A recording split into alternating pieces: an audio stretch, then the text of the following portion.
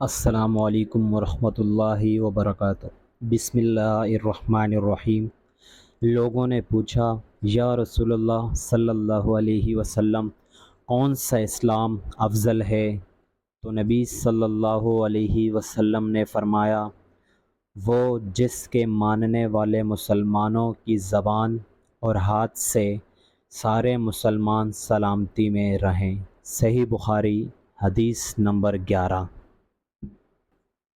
ایک دن ایک آدمی نے ان حضرت صلی اللہ علیہ وسلم سے پوچھا کہ کون سا اسلام بہتر ہے؟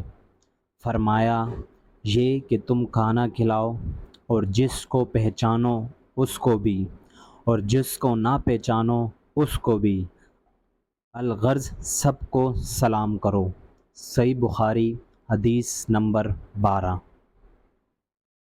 ان حضرت صلی اللہ علیہ وسلم نے فرمایا، تم میں سے کوئی شخص ایماندار نہ ہوگا جب تک اپنے بھائی کے لیے وہ نہ چاہے جو اپنے نفس کے لیے چاہتا ہے۔ صحیح بخاری، حدیث نمبر 13۔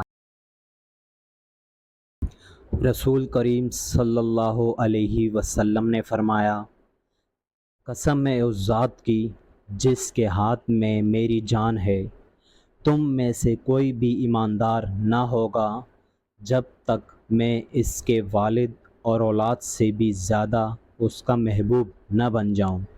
صحیح بخاری، حدیث نمبر 14۔